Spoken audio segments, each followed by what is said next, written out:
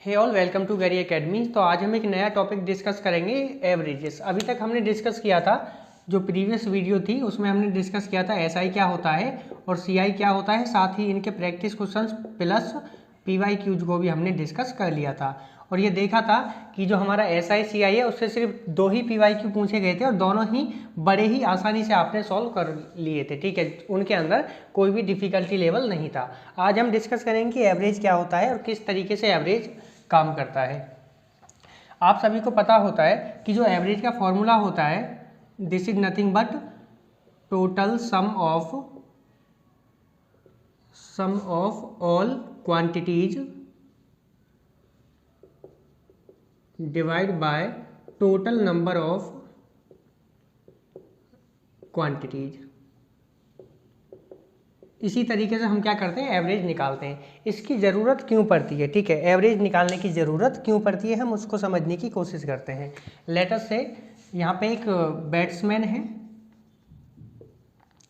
और उसकी कुछ इनिंग्स हैं। ठीक है, यहाँ से फर्स्ट सेकंड थर्ड इस तरीके से उसकी 100 ऑफ इनिंग्स हैं और उस इनिंग्स में वो कुछ रन बनाता है। लेट अस से 20, 80, 37 या फिर 78 इस तरीके से कुछ रन बनाता है। अब हम ये तो बता नहीं सकते कि वो किस तरीके से हर पारी में कितने कितने रन बनाता है, तो हम क्या करते हैं, एक एवरेज वैल्यू कैलकुलेट कर लेते हैं। एवरेज वैल्यू निकालते हैं, टोटल नंबर ऑफ रन्स कितने हैं 100 पारीज के अंदर, उसके टोटल नंबर ऑफ रन्स कितने हैं divide by number of innings. ठीक है, पारी को हम इनिंग्स बोलते हैं। तो इस तरीके से हम एक एवरेज निकाल लेते हैं और उस एवरेज की मदद से हम ये बता पाते हैं कि वो पर इनिंग, ठीक है, पर इनिंग कितने रन बना पा रहा है। लेट अस से एक कैंडिडेट है, मैं और आसानी से समझाने की कोशिश करता हूँ। एक कैंडिडेट है जिसके पास कुछ वैल्यूज हैं ABCDEF और यहाँ पे वैल्यू है 20, 30, XYZ और P, कुछ भी वैल्यू हो सकती है। ठीक है, अब देखो हमें बताना है कि ये जो क्वांटिटी है, पर क्वांटिटी कितनी वैल्यू है। पर क्वांटिटी का मतलब एवरेज कितना होगा।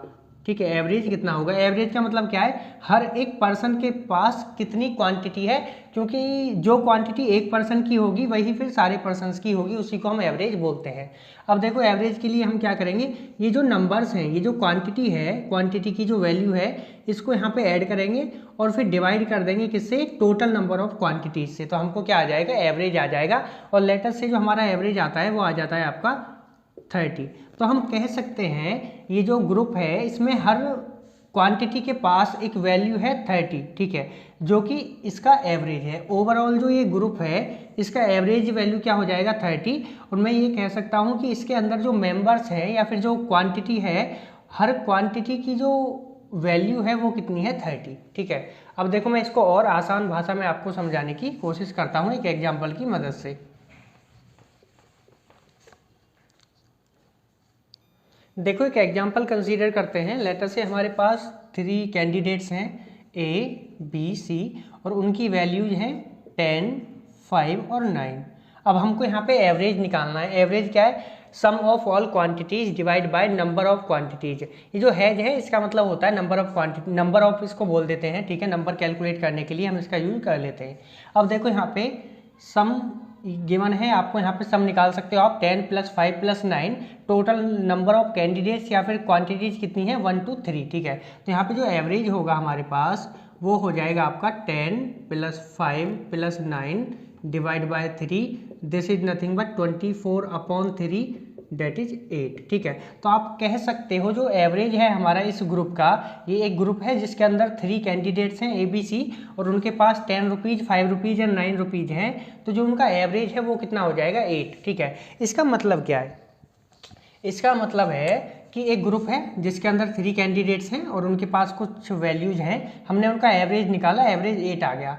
तो मैं कह सकता हूँ ये जो ग्रुप है इसमें हर कैंडिडेट के पास 8 रुपीज़ है। ठीक है, इसके पास भी 8 है, इसके पास भी 8 है और इसके पास भी 8 है। ठीक है, यानी कि जो भी अमाउंट है इनके पास उसको मैंने इक्वली डिस्ट्रीब्यूट कर दिया, इनको ही उसको रीडिस्ट्रीब्यूट कर दिया है। ठीक है, इनके पास कोई क्वांटिटी थी या फिर जो इनके पास जो पैसे थे, जो अमाउंट था 1059, मैंने इन सब से कलेक्ट किया और इसका एवरेज निकाल के इनको अगेन रीडिस्ट्रीब्यूट कर दिया, जिसमें ये देखा गया कि जो वैल्यू है हर पर्सन के पास जो क्वांटिटी है वो सेम है, उसको हम क्या बोलते हैं, एवरेज बोलते हैं। ठीक है, आपको समझ आया होगा।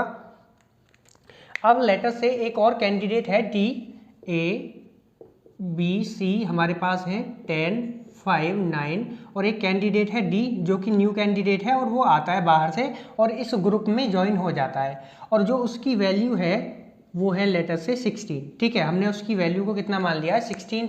अब हमें पता है कि जो ए बी सी है इनका जो एवरेज है कितना है, 8 है। एक चीज़ और मैं आपको बताने की कोशिश करूँगा, ये जो न्यू कैंडिडेट आता है इसकी जो वैल्यू है, यदि इसकी वैल्यू ग्रेटर देन है हमारे एवरेज से, ठीक है, एवरेज कितना 8, इसकी वैल्यू कितनी है 16, यदि ग्रेटर देन है एवरेज वैल्यू से, तो यहाँ पे जो न्यू एवरेज होगा, ठीक है, जो न्यू एवरेज होगा वो इंक्रीज हो जाएगा।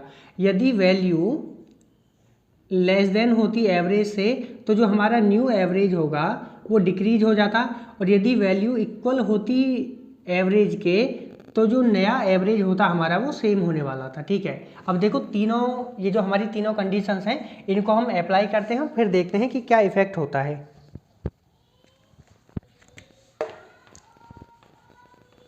अब देखो जब 16 यहाँ पे आया तो दो तरीके से आप यहाँ पे एवरेज निकाल सकते हो, या तो इन सबको दोबारा से ऐड कर दो 16 9 5 10 और डिवाइड करके 4 से यहाँ पे एवरेज निकाल सकते हो, लेकिन एक्चुअल में ये 4 नंबर्स मैंने यहाँ पे लिखे हैं, बट जब हम प्रैक्टिकली करते हैं तो ये नंबर्स बहुत ज़्यादा होते हैं, 1000 या फिर लाख की 1 लाख 2 लाख इस तरीके से होते हैं, तो वहाँ पे हम अगेन सबको ऐडअप नहीं कर सकते। ठीक है, वहाँ पे हम सबको अगेन ऐडअप नहीं कर सकते, तो क्या करना होता है, हमको ये देखना होता है कि वहाँ पे हमको देखना होता है जो न्यू कैंडिडेट आ रहा है उसकी वैल्यू एवरेज वैल्यू के साथ किस रिलेशन में है, क्या ग्रेटर है, क्या लेस है या इक्वल है। ठीक है, उस हिसाब से फिर हम एवरेज निकालते हैं। किस तरीके से निकालते हैं, देखो हमने देखा जो एवरेज है वो कितना है, 8 है, ये हमारा जो ओल्ड एवरेज है वो कितना है, 8 है, और जो न्यू वैल्यू आती है वो कितनी है, 16 है। अब हमने देखा जो न्यू वैल्यू है, और यहाँ पे नंबर ऑफ कैंडिडेट्स जो थे कितने थे, पहले 3 थे, और अब जो न्यू कैंडिडेट्स हैं वो कितने हो जाते हैं, 4 हो जाते हैं। अब हमने देखा इसकी वैल्यू कितनी ज़्यादा है, 16 माइनस 8 ज़्यादा है, इसके पास 8 रुपीज़ एक्स्ट्रा है एवरेज अमाउंट से। ठीक है, तो होगा क्या, ये जो एक्स्ट्रा अमाउंट है इसको हम अगेन रीडिस्ट्रीब्यूट कर देंगे बाकी सबके साथ। ठीक है, देखो लेटर से इसके पास 16 है, ठीक है, और मुझे एवरेज मेंटेन करना है, एवरेज मुझे मेंटेन रखना है 8 ही, तो मैं क्या करूँगा, इसके पास 8 छोड़ के बाकी 8 अपने पास रख लूँगा और इन 8 को अगेन डिवाइड करूँगा टोटल नंबर ऑफ कैंडिडेट्स। अब देखो टोटल नंबर ऑफ कैंडिडेट्स कितने हो गए, 4, जब मैं इसको डिवाइड करूँगा 4 से तो ये क्या हो जाएगा, 2। इसका मतलब मैं अगेन इस 2 को इन सब में डिस्ट्रीब्यूट कर दूंगा। ठीक है, +2 +2 +2 +2, या फिर ये बोलूँ कि ये जो 8 है इसको अगेन इन सबको बांट दूंगा। ठीक है, 2 2 4 2 6 या 2 8, ठीक है, इस तरीके से होगा।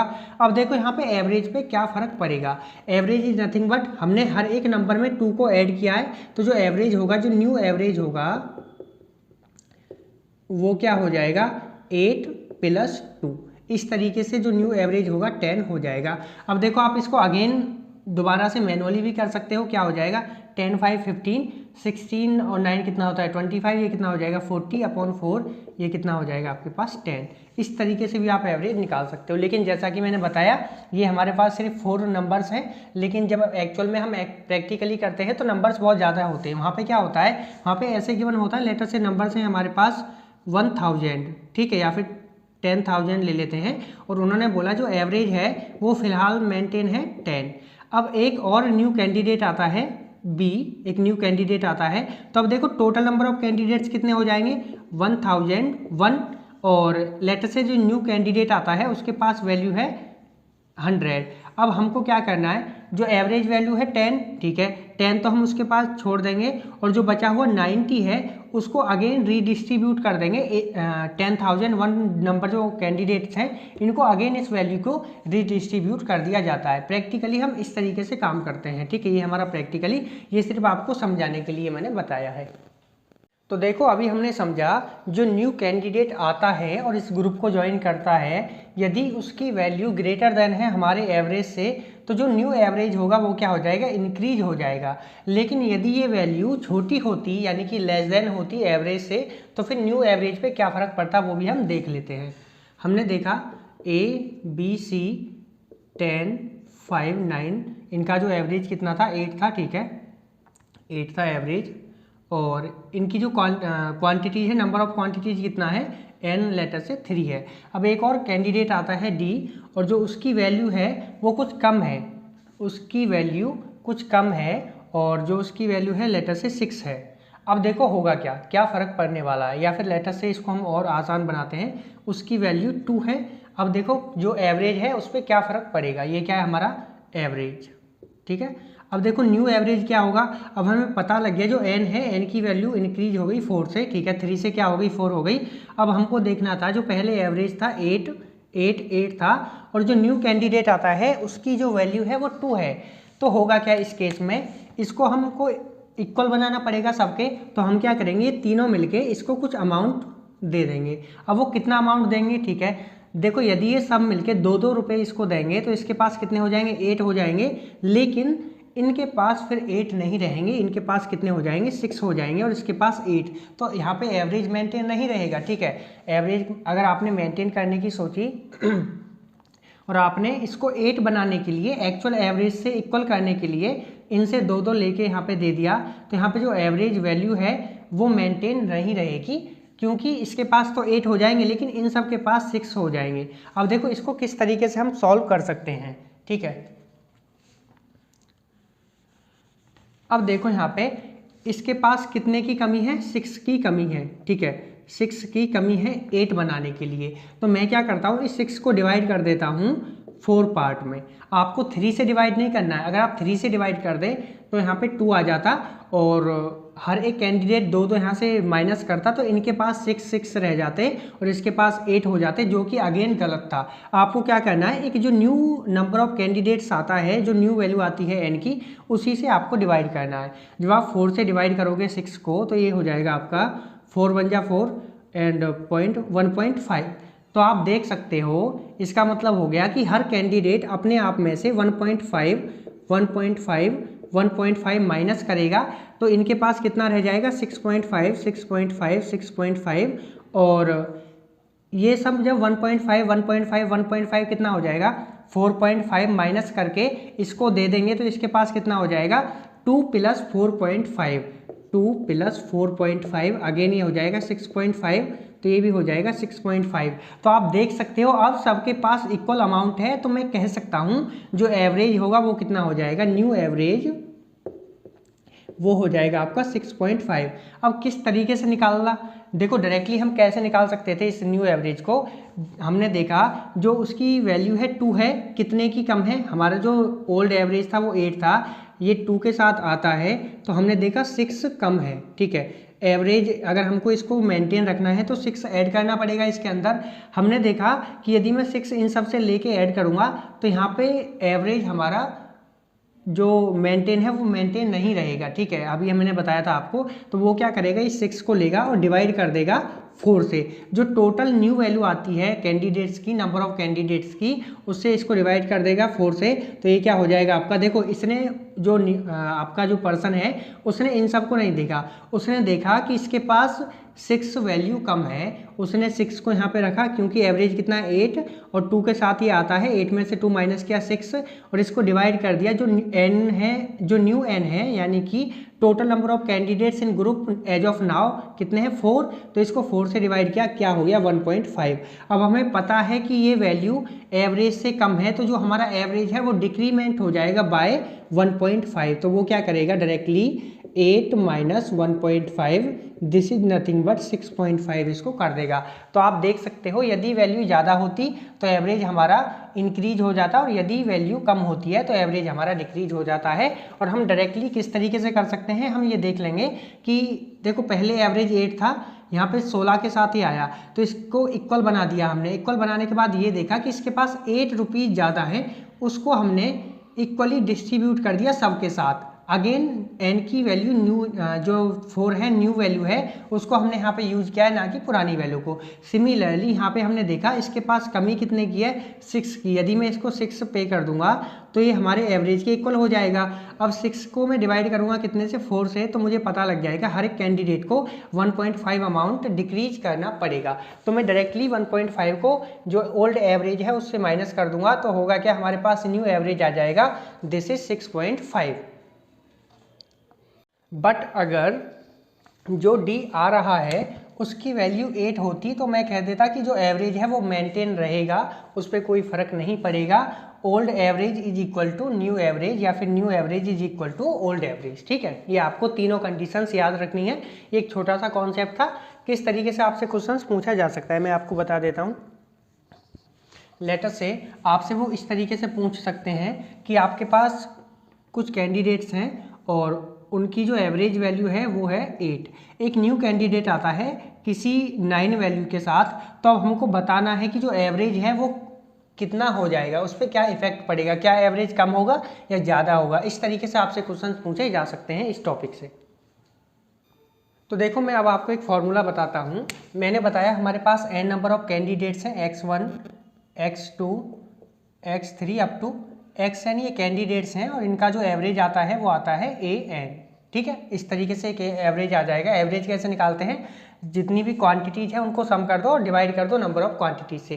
क्वांटिटीज मतलब इनकी जो वैल्यू है, क्वांटिटी की जो वैल्यू है। ठीक है, उसके बाद देखो यहाँ पे यदि x में कुछ प्लस या माइनस करते y से, सिमिलरली x2 में प्लस या माइनस करते y से, सो ऑन, और xn में भी हम प्लस या माइनस कर दे y अमाउंट को। ठीक है, ये कोई y है फिक्स अमाउंट, हमने इसमें ऐड किया हो या माइनस किया हो, तो जो हमारा न्यू एवरेज है वो क्या हो जाएगा, an प्लस माइनस y। ये मैंने अभी आपको समझाया था।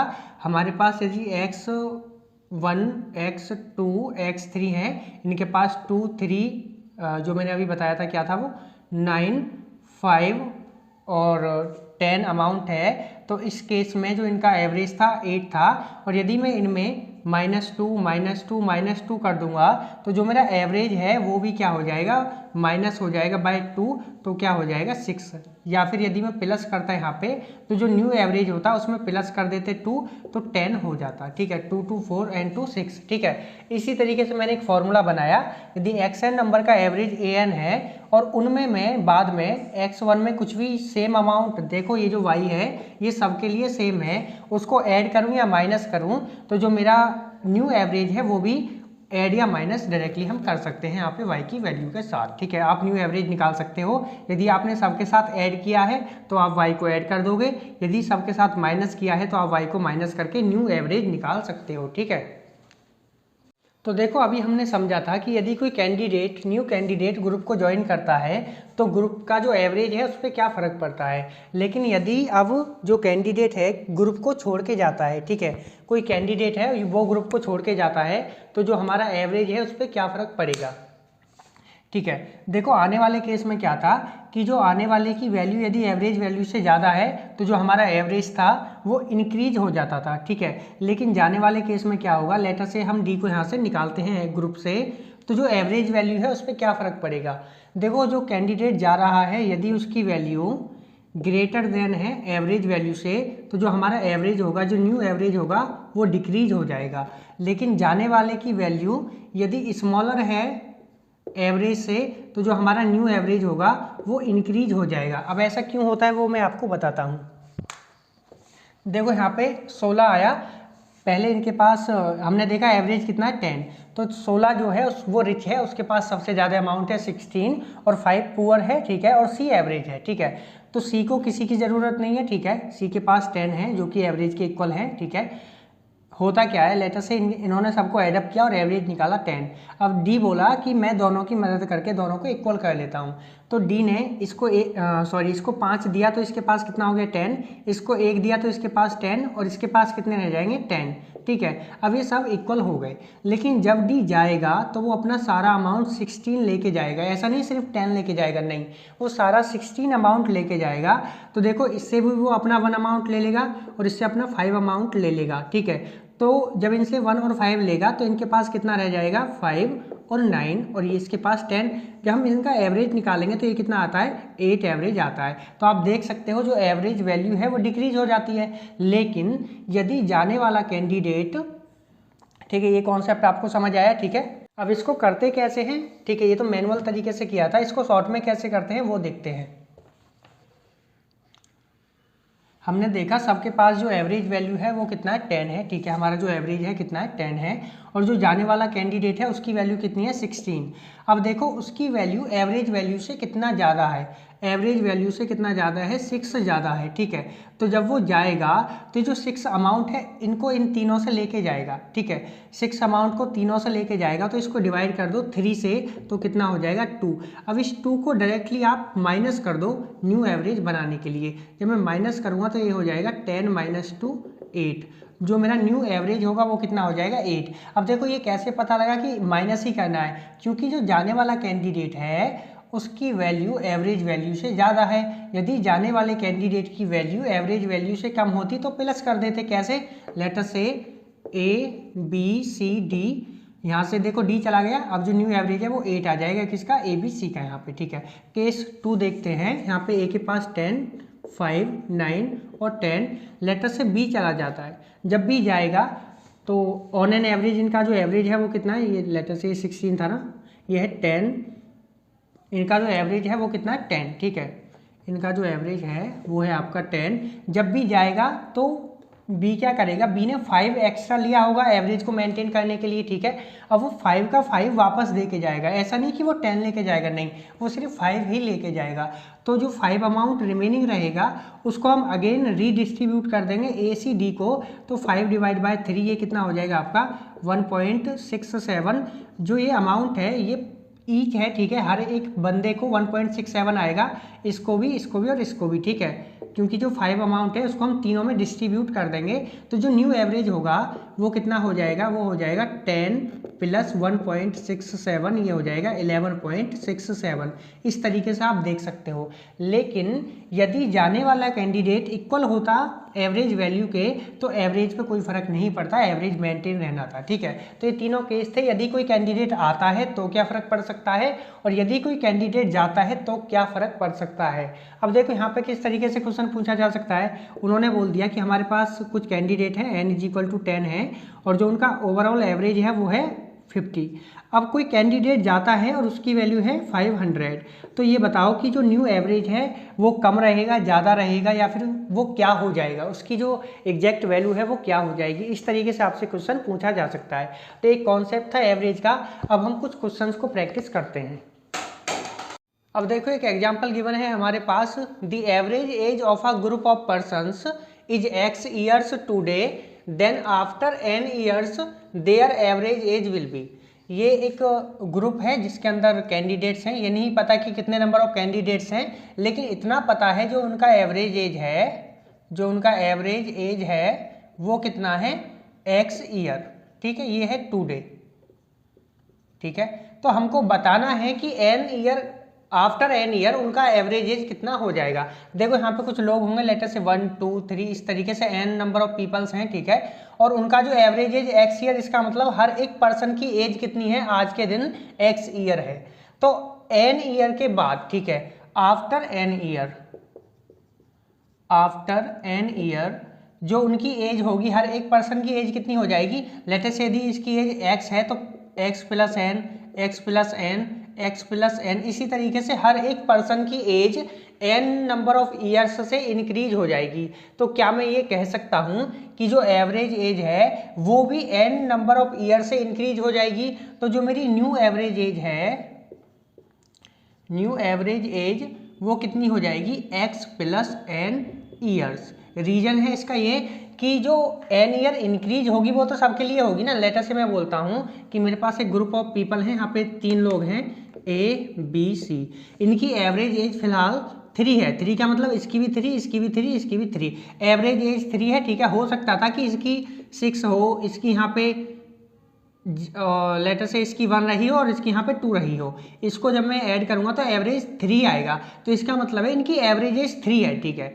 और दोबारा समझो एक बार, लेटर से मेरे पास 3 कैंडिडेट हैं A B C, इसकी एज है 4, इसकी एज है लेटर से 2 और इसकी है ये कितना हो जाएगा 10 और 6 और 3 लेटर से इस तरीके से है। तो मैंने पूछा आपसे एवरेज एज कितना हो जाएगा, एवरेज एज हो जाएगा सबको ऐड करके 3 से डिवाइड कर दो 3 हो जाएगा 3 3 3। इसका मतलब हो गया कि इनकी एवरेज एज कितनी है 3 आज के दिन। यदि 4 साल बाद 4 ईयर्स लेटर इनकी एज कितनी हो जाएगी, देखो हर एक में 4 ऐड हो जाएगा, ठीक है, +4 तो ये कितना हो जाएगा 7 हो जाएगा हर एक के लिए। तो जो इनका एवरेज एज हो जाएगा 4 साल के बाद वो कितना हो जाएगा 7 का हो जाएगा, क्योंकि पहले एवरेज एज कितना था 3। अब 4 ईयर हर एक के लिए इंक्रीज होगा तो डायरेक्टली यहाँ पे आप प्लस कर दो 4 से, तो ये कितना हो जाएगा 7। लेकिन जो क्वेश्चन गिवन है इसमें गिवन होता कि n ईयर्स एगो उनकी जो एज है वो जो एवरेज एज है वो कितनी रही होगी। तो यदि आज की डेट में x ईयर है तो n ईयर एगो यानी कि आज से n साल पहले कितना हो गया होगा x माइनस n। यहाँ पे माइनस कर देते और आफ्टर पूछते तो यहाँ पे प्लस कर देते। जो क्वेश्चन गिवन है इसके अकॉर्डिंग ये आंसर होगा। लेकिन यदि n ईयर्स एगो को पूछ लेते तो आंसर आपका x माइनस n हो जाता। ठीक है, होप आपको ये क्वेश्चन समझ आया होगा। अब देखो अगला क्वेश्चन है हमारे पास, the average age of a class of 29 students is 20 years. कहने का मतलब है 29 स्टूडेंट्स की एक क्लास है जिसकी एवरेज एज कितनी है 20 year. If the age of teacher is included then the average increases by 3 month. यदि हम किसी टीचर की एज को इंक्लूड कर देंगे तो जो हमारा एवरेज है न्यू एवरेज जो होगा वो 3 मंथ से इंक्रीज हो जाएगा। Find the age of teacher, हमको टीचर की एज यहाँ पे कैलकुलेट करनी है।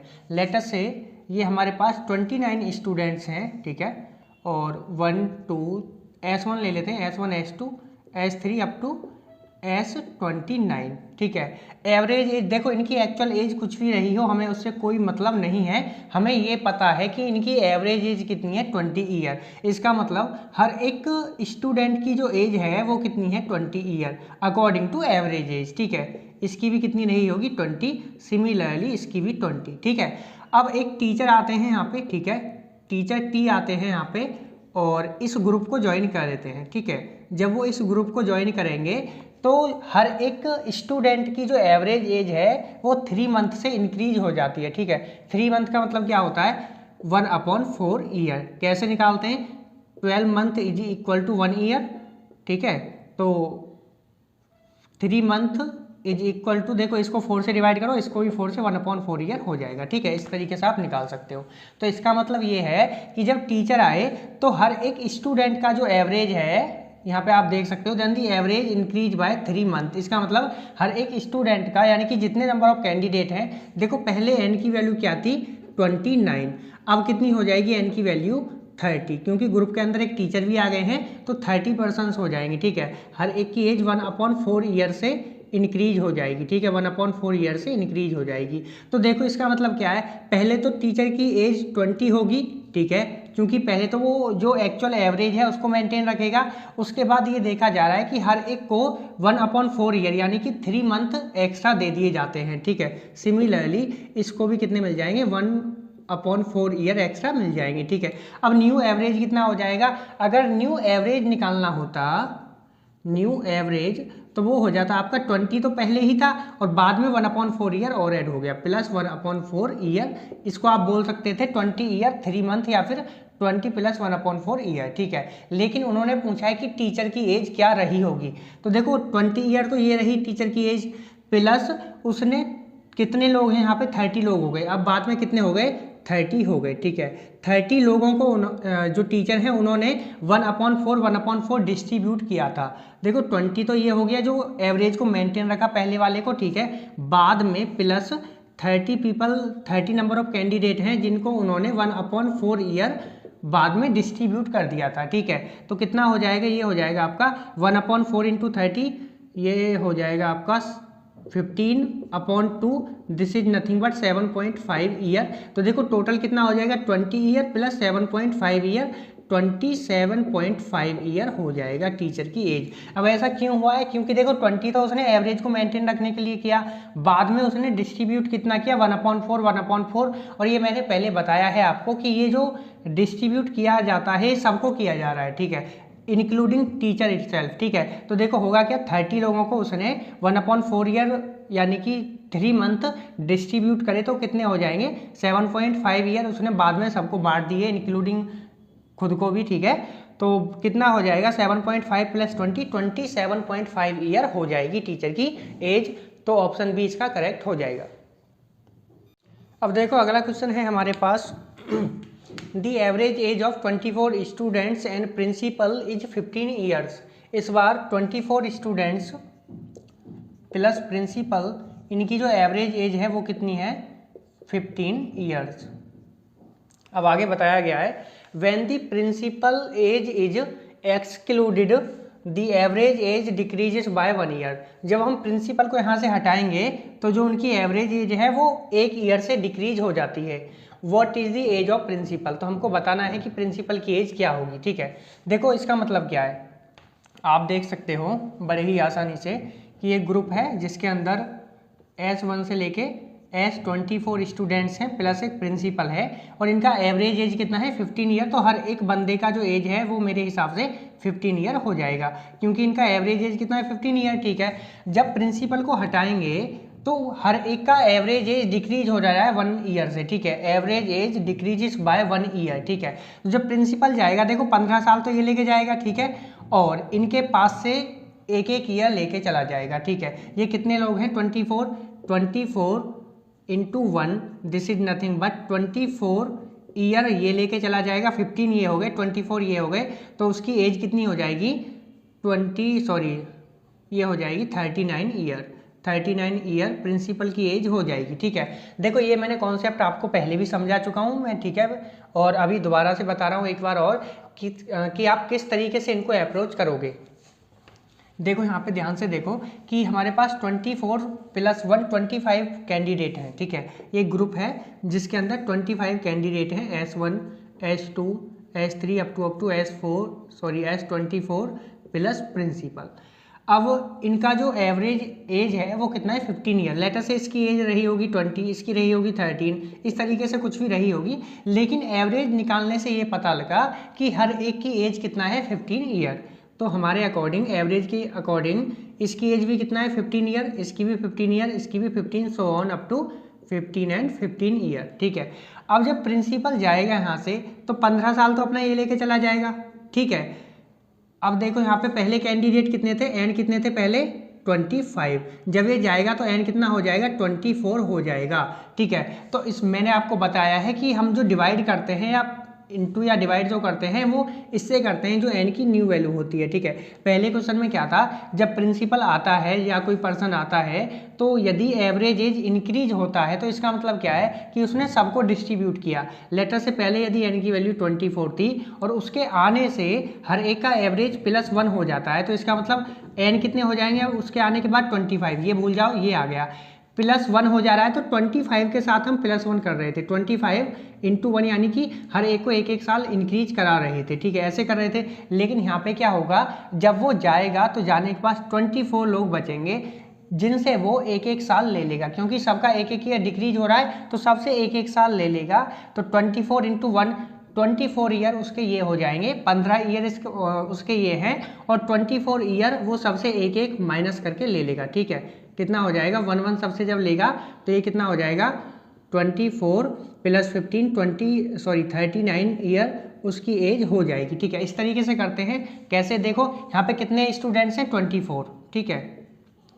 अब सबसे उसने एक एक लिया है, ठीक है, सबसे उसने एक एक लिया तो डिवाइड कर दो 1 से, तो क्या हो जाएगा 24 ईयर हो जाएगा जो वो अपना लेके चला जाएगा। तो 15 + 24 this is nothing but 39 year, ठीक है। बड़े ही आसानी से आप कर पाओगे, इसको समझना जरूरी है। यदि आपको कॉन्सेप्ट समझ नहीं आ रहा है तो एक बार दोबारा से वीडियो को देखो और एनालाइज करो चीज़ों को खुद से, और वीडियो को देखो, सॉल्यूशन स्टार्ट करने से पहले खुद से सॉल्व करने की कोशिश करो, ठीक है। उसके बाद नहीं होता है फिर वीडियो देखो, ठीक है। तो बड़े ही आसानी से आप समझ पाओगे कि एवरेज किस तरीके से काम करता है। और यही एकमात्र फॉर्मूला है, ऐसा नहीं कि जब आएगा तो हमें पता है यदि इंक्रीज होगी तो वो सबको डिस्ट्रीब्यूट किया जाएगा, लेकिन यदि कम होगी, जब कोई पर्सन जाएगा तो जितने बचेंगे वो उनसे अपना पार्ट लेके चला जाएगा, ठीक है। और यदि उसने ले रखा होगा तो वो अपना पार्ट सबको छोड़ के चला जाएगा। ऐसे मैंने आपको बताया है ABCD वाला एग्जाम्पल देकर। अब देखो अगला क्वेश्चन है हमारे पास, the average weight of 29 students is 40 kilogram. If the weight of teacher be included, the average weight increases by 500 gram. What is the weight of teacher? देखो एक बार आप वीडियो को पॉज करके इस क्वेश्चन को खुद से सॉल्व करने की कोशिश करो, उसके बाद वीडियो को दोबारा से देखना कि आपने ठीक किया या गलत किया है। The average weight of class of 29 students is 40 kilogram. हमें पता है कि क्लास है जिसके अंदर 29 स्टूडेंट्स हैं, S1 से लेके S29 तक, और उनका जो एवरेज वेट है वो कितना है, एवरेज वेट है उनका 40 किलोग्राम। इसका मतलब देखो इंटरनली उसका वेट कितना भी हो मुझे कोई फर्क नहीं पड़ता, मुझे ये पता है कि उनका एवरेज वेट जो उनका एवरेज वेट है वो 40 किलोग्राम है। इसका मतलब हर एक बंदे का जो स्टूडेंट है, हर एक स्टूडेंट का जो वेट है वो 40 किलोग्राम रहेगा, ठीक है, हमारे अकॉर्डिंग, ठीक है, क्योंकि जो एवरेज निकाला उसके अकॉर्डिंग हर एक स्टूडेंट का जो वेट है वो कितना रहेगा, 40 किलोग्राम रहेगा, ठीक है। अब उन्होंने बोला है if the wait of teacher be included, यदि मैं एक टीचर हैं उनके वेट को इंक्लूड करता हूं, यहाँ पे यदि मैं इंक्लूड करूंगा तो जो मेरा एवरेज है वो इंक्रीज हो जाएगा 500 ग्राम से, ठीक है। 500 ग्राम मतलब 1/2 किलोग्राम, ठीक है, 0.5 किलोग्राम। इसका मतलब है यदि टीचर आएगा तो पहले तो वो इस एवरेज को मेंटेन करेगा, ठीक है। एवरेज को मेंटेन करने के लिए वो कितना वेट यहाँ पे रखेगा, 40 किलोग्राम वेट वो यहाँ पे रखेगा, ठीक है। अब जो भी बचा हुआ है उसको वो सबको बांट देगा। कितना इंक्रीज हो रहा है, देखो पहले एवरेज मेरा कितना है 40, ठीक है, जो पहले एवरेज है वो है 40 किलोग्राम। अब प्लस हो रहा है 500 ग्राम से, तो ये कितना हो जाएगा 40 प्लस 0.5, ठीक है। इसका मतलब क्या है, 500 ग्राम इज नथिंग बट 0.5 या फिर 1/2 किलोग्राम, तो ये हो जाएगा 40.5 किलोग्राम। इसका मतलब है कि हर एक स्टूडेंट को या फिर जो भी कैंडिडेट है, पहले कैंडिडेट कितने थे, n कितना था पहले 29, अब n कितना हो गया है आपका 30, हर एक को वो 1/2 किलोग्राम वेट दे रहा है 40 किलोग्राम यहाँ रखने के बाद, ठीक है। जब वो इतना वेट देगा, इसको भी कितना दिया 1/2 किलोग्राम, इसको भी 1/2 किलोग्राम, सो ऑन, अपने आप को भी वो 1/2 किलोग्राम देगा, जब भी तो टोटल जो एवरेज है वो 500 ग्राम यानी कि 1/2 किलोग्राम से इंक्रीज होगा, ठीक है। जब उसने सबको दिया होगा 1/2 किलोग्राम वेट, तो इसका मतलब क्या हो गया, टोटल कैंडिडेट कितने हैं फिलहाल 30, हर एक कैंडिडेट को उसने 0.5 किलोग्राम वेट डिस्ट्रीब्यूट किया था, ठीक है, अपने आप को भी मिलाकर। तो ये कितना वेट हो जाएगा, ये हो जाएगा आपका 15 किलोग्राम।